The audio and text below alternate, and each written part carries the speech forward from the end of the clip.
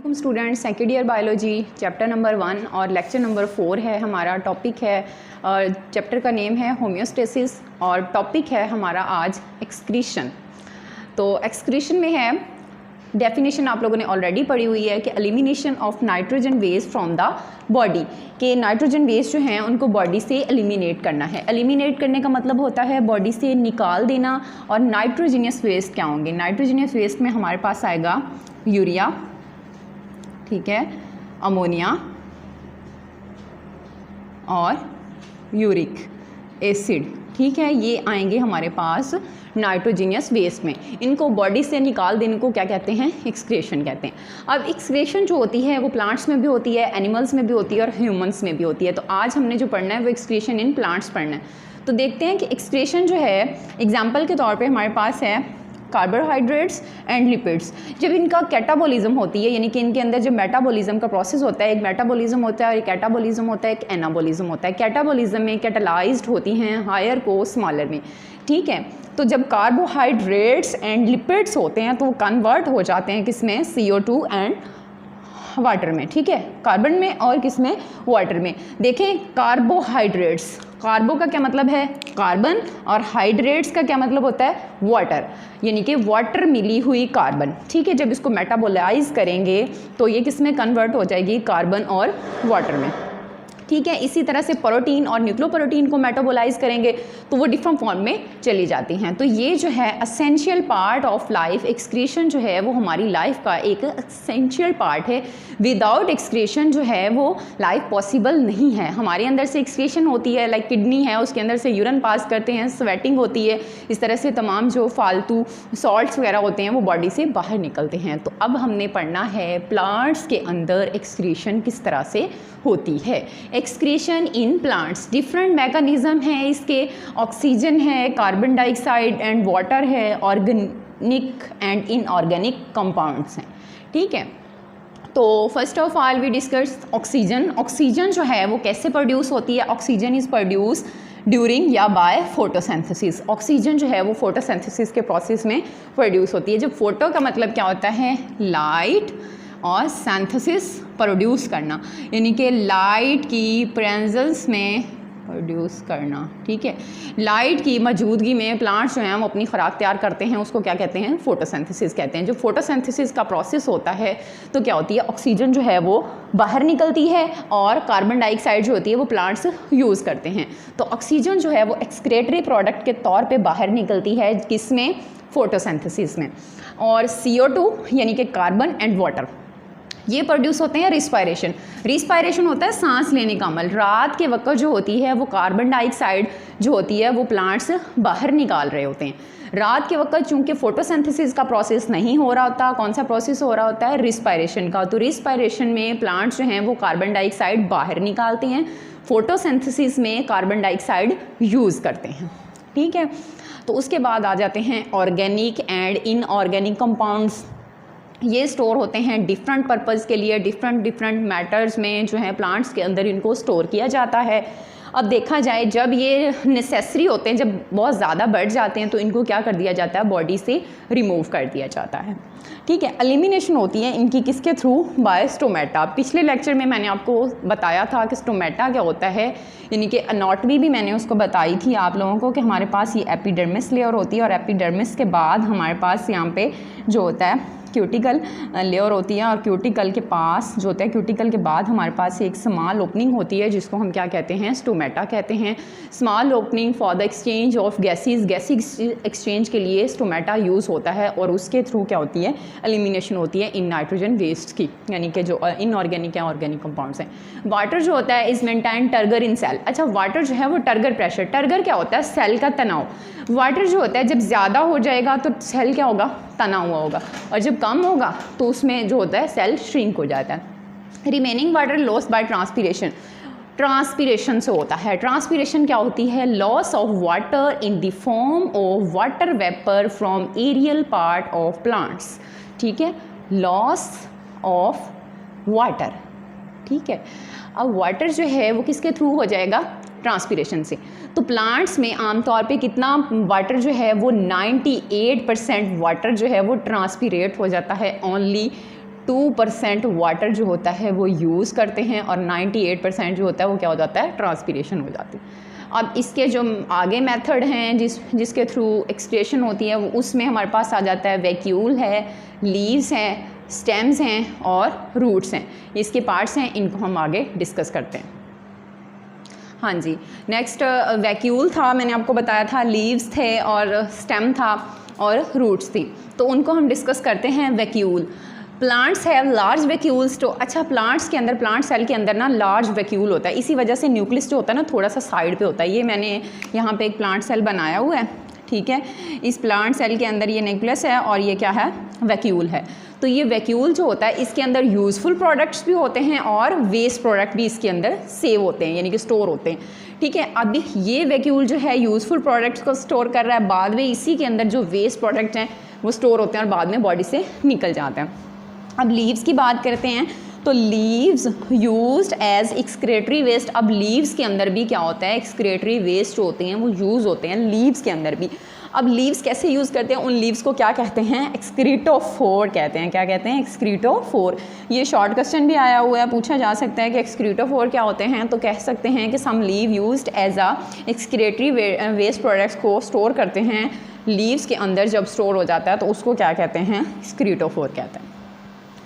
अब है plants produce certain organic and inorganic compound. Plants के अंदर क्या होते हैं, ऑर्गेनिक कंपाउंड्स भी होते हैं और इनऑर्गेनिक कंपाउंड्स भी होते हैं। They store in leaves. ये सारे कहाँ स्टोर हो रहे होते हैं, लीव्स के अंदर ये स्टोर हो रहे होते हैं, ऑर्गेनिक भी और इनऑर्गेनिक भी। अच्छा, जब ये लीव्स के अंदर इन मटेरियल की एक्सक्रेटरी वेस्ट की मिकदार ज़्यादा हो जाती है तो लीव्स क्या हो जाते हैं, फॉल ऑफ हो जाते हैं। Leaves fall of during atom. Autumn season में लीव्स जो होते हैं वो फॉल ऑफ हो रहे होते हैं। वो क्यों हो रहे होते हैं, क्योंकि उनके अंदर जो है वेस्ट प्रोडक्ट्स जो होते हैं वो ज़्यादा हो जाते हैं। इन प्रोडक्ट्स की वजह से फिर क्या होते हैं, वो फॉल ऑफ हो जाते हैं। इन सम केसेस, कुछ में तो लीव्स जो होते हैं वो बिल्कुल ही डाई ऑफ हो जाते हैं, ख़त्म हो जाते हैं। एग्जाम्पल के तौर पे उसने हमें बताया है stock of bulb like Bluebell. Bluebell जो है ये एक फ्लावर का नाम है, ठीक है। स्टॉक कहते हैं डंडी को। ये हमारे पास क्या होती है, स्टॉक होती है, और ये नीचे उसका बल्ब, जैसे प्याज का बल्ब होता है इस तरह से, और ऊपर उसकी स्टॉक होती है। सेम इसी तरह से ये एक फ्लावर है, प्रीनियल फ्लावर। एक दो तरह के फ्लावर होते हैं बाइनिनियल और एक होते हैं प्रीनियल। बाइनिनियल जो होते हैं वो 2 सीजन्स में यूज़ होते हैं, यानी कि रहते हैं, और प्रीनियल जो होते हैं वो सदाबहार होते हैं। तो ये सदाबहार फ्लावर्स हैं, ठीक है, वेस्टर्न एरिया में पाए जाते हैं। तो ब्लूबेल की, अब ये होता क्या है कि ये जो ब्लूबेल है, leaves used as a good source of, अच्छा, मिनरल। अब पता क्या होता है, ये ब्लूबेल जो होता है ये एक सीज़न में उसके अंदर ही रह जाता है, दूसरे सीज़न में ये क्या करता है, ग्रो करता है। यानी कि एक सीज़न में उसके अंदर ही रह जाता है ज़मीन में वेस्ट मटेरियल के तौर पे, और दूसरे सीज़न में ये ग्रो होता है। और लीव जो होते हैं वो गुड सोर्स ऑफ मिनरल। ये गले सड़े जो रोटन लीव्स होते हैं, गार्डनर्स जो होते हैं वो क्या करते हैं, gardener use these rotten leaves. Gardener use करते हैं, जो माली हजरात होते हैं, इन रोटन गले सड़े लीव्स को क्यारियों में डाल देते हैं, और यही वहाँ पे जो है वो नाइट्रोजन वेस्ट का काम करते हैं, यानी खादें डालते हैं, फर्टिलाइजर्स का काम करते हैं। उनके अंदर अमोनिया होता है, यूरिया होता है, ये प्लांट्स को ग्रो करने में हेल्प करते हैं। अच्छा, एक चीज़, the colour of plants not change yellow due to chlorophyll. अच्छा, क्लोरोफिल की कमी की वजह से हमने आमतौर पे पढ़ा है कि प्लांट्स के अंदर एक ग्रीन कलर का पिगमेंट होता है जिसे क्या कहते हैं, क्लोरोफिल कहते हैं, और क्लोरोफिल की वजह से प्लांट्स के पत्ते जो होते हैं वो ग्रीन होते हैं। अब जो कलर होता है वो ग्रीन नहीं रहता, येलो होना शुरू हो जाता है। उन्होंने कहा है कि ये नॉट अ क्लोरोफिल की डेफिशिएंसी की वजह से नहीं होता, बल्कि किस वजह से होता है, नाइट्रोजीनियस वेस्ट की वजह से होता है, कि इनके अंदर वेस्ट मटेरियल कलेक्ट होता है और वेस्ट मटेरियल उनके कलर को क्या कर देता है, येलो कर देता है। माइक्रोस्कोप के अंदर इसका एग्जामिन किया गया तो पता चला कि ये टॉक्सिक मटेरियल हैं, हैवी मेटल्स होते हैं, जिनकी वजह से इनका कलर क्या होता है, येलो होता है। यहाँ पे भी शॉर्ट क्वेश्चन पूछा जा सकता है कि प्लांट्स का कलर येलो क्यों होता है, तो हम कहेंगे कि the colour of plants not change yellow due to the deficiency of the chlorophyll, it is changed into the due to the material waste material collect in the leaves, यानी कि waste material की वजह से होता है, chlorophyll की कमी की वजह से नहीं होता।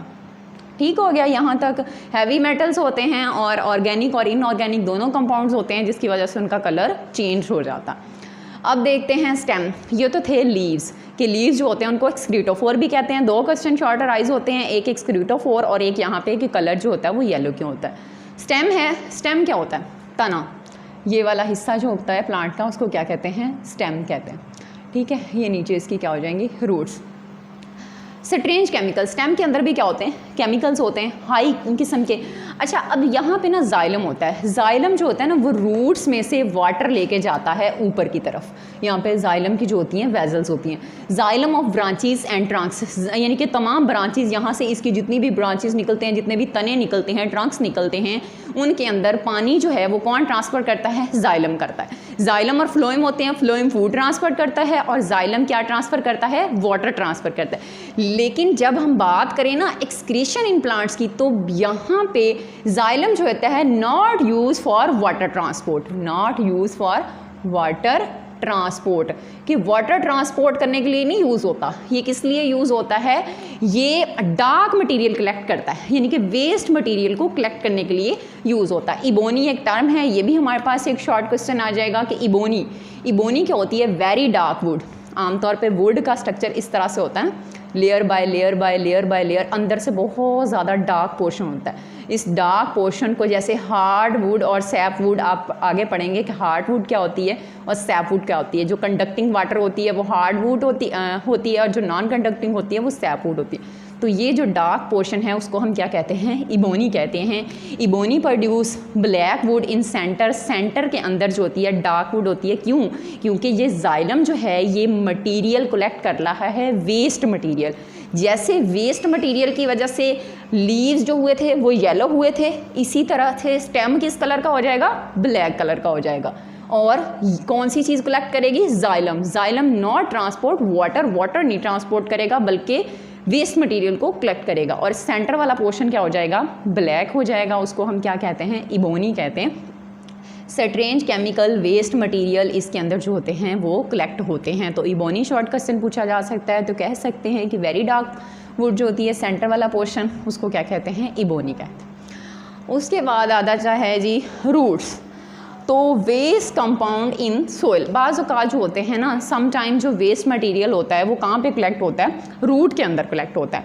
तो रूट्स होती हैं किस में होती हैं? सोइल में होती हैं। तो ये वेस्ट मटेरियल किस में चला जाता है? सोइल में चला जाता है। They use these chemical as a weapon against competing plants, for example conifers. अच्छा, वेपन्स के तो ये सोइल में चला जाता है और सोइल के अंदर क्या होते हैं? मटेरियल ज़्यादा हो जाते हैं, यानी कि नाइट्रोजन जो होती है ज़्यादा हो जाती है, अमोनिया यूरिया ज़्यादा हो जाती है और सोइल की जो होती है वो फर्टाइलिटी बढ़ जाती है। तो वेपन के तौर पे यूज़ होते हैं कंपीटिंग प्लांट्स जो उनके साथ compete कर रहे हैं। जैसे कॉनीफर्स प्लांट्स हैं वो बहुत ज़्यादा लंबे होते हैं, दूसरे प्लांट हैं वो छोटे होते हैं, तो उनके साथ compete, ज़ाहिर है वो सोइल की फर्टाइलिटी की बेस पे वो क्या करेंगे? बढ़ा देंगे उसका, और वो कॉनीफर्स वो प्लांट्स में यूज़ हो जाएंगे। तो ये था आज का हमारा टॉपिक जिसमें हमने पढ़ा है एक्सक्रीशन पढ़ी है, एक्सक्रीशन की डिफ़ाइन पढ़ी है, और उसके बाद हमने उसके लेवल पढ़े हैं और बाद में बताया कि वैक्यूल है, लीव है और रूट्स, और इसके अंदर से कैसे होती है। ये लॉन्ग क्वेश्चन भी आ सकता है, तो आपने इसको अच्छी तरह से प्रिपेयर करना है। उम्मीद है आपको समझ आया होगा। अल्लाह हाफिज़।